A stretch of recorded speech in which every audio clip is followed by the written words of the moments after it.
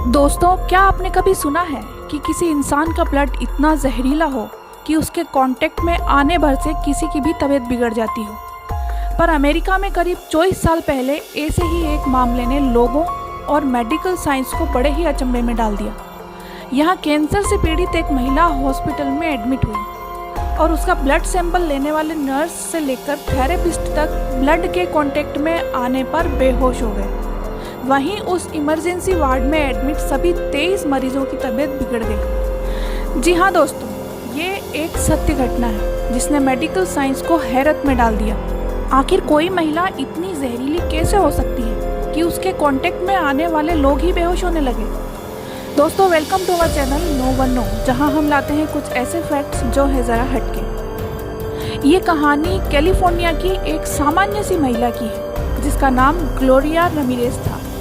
यहाँ riverside city में वो अपने 2 बच्चों और पति के साथ रहती थी। पर 19 फरवरी 1994 को जो कुछ हुआ उसके बाद से ग्लोरिया को दुनिया टॉक्सिक लेडी के तौर पर जानने लगी। ग्लोरिया को तेज हार्ट बीट, नोजिया और ब्लड प्रेशर गिरने के चलते रिवरसाइड के जनरल हॉस्पिटल में एडमिट कराया गया था। उसका सांस लेना और बोलना तक मुश्किल हो रहा था। उसे इससे 6 हफ्ते पहले ही सर्वाइकल कैंसर से पीड़ित होने का पता चला था। डॉक्टर्स और नर्स उसे बचाने की कोशिश में लगे थे। हार्ट बीट को सामान्य करने के लिए दी जा रही सभी दवाइयां नाकाम साबित हो रही थीं।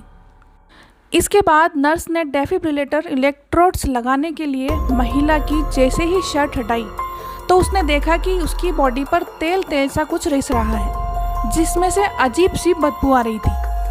इसके बाद नर्स ने जब ब्लड सैंपल के लिए सिरिंज लगाई और ब्लड निकाला तो ऐसा लगा जैसे अमोनिया की बदबू आ रही हो। उसमें कुछ पार्टिकल्स भी तैर रहे थे। तभी ग्लोरिया को अटेंड कर रही नर्स सुजैन को बेहोशी सी आने लगी। उसने ब्लड से भरी ट्यूब दूसरी नर्स जूली गॉर्जिंस्की के हाथ में थमा दी और थोड़ी ही देर में बेहोश हो गई।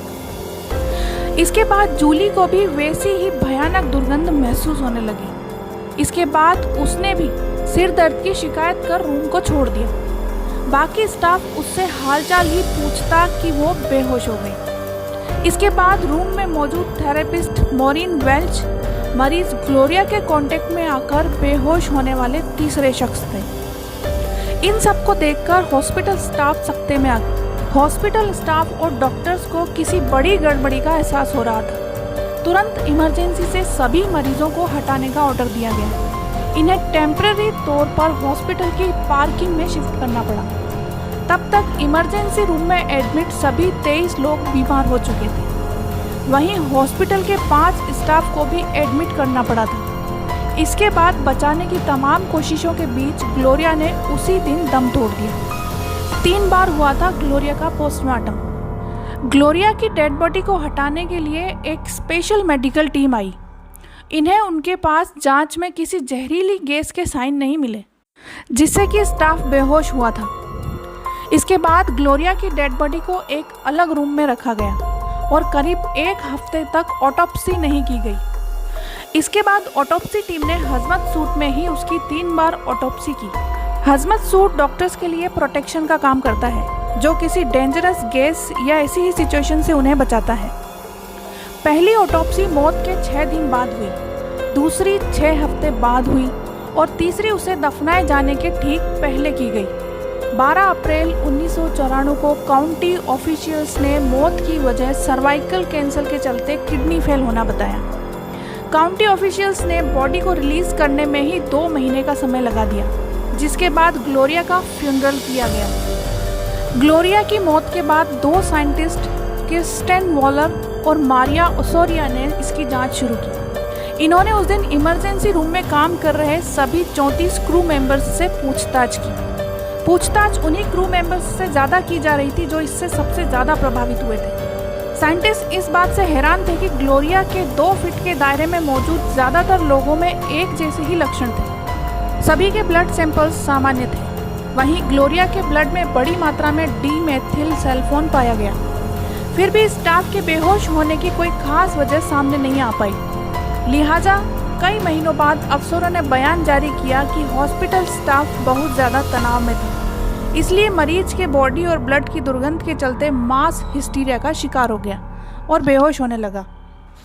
इन्वेस्टिगेशन की फाइल बंद हो चुकी थी, लेकिन एक टीम बेहोशी की असली वजह जानने के काम में जुटी हुई थी। इस टीम ने बाद में दावा किया कि ग्लोरिया के ब्लड में मिले डीमेथिल सल्फोन की वजह DMSO क्रीम थी, जिसे शायद वो कैंसर से होने वाले दर्द में राहत पाने के लिए लगाती थी। इस क्रीम की दुर्गंध भी ठीक वैसी ही थी जैसी ग्लोरिया की स्किन और मुंह से आ रही थी। डीमेथिल सल्फोन के कांटेक्ट में आने पर जो लक्षण दिखाई देते हैं वही लक्षण हॉस्पिटल स्टाफ में भी दिखे। ऐसे में यह तय किया गया कि इसी वजह से ग्लोरिया के ब्लड के कांटेक्ट में आने से मेडिकल स्टाफ बेहोश होने लगा था। दोस्तों, ये थी ग्लोरिया, जिसे दुनिया टॉक्सिक लेडी के नाम से जानती है और जो मेडिकल साइंस के लिए एक बहुत बड़ी पहेली बन गई।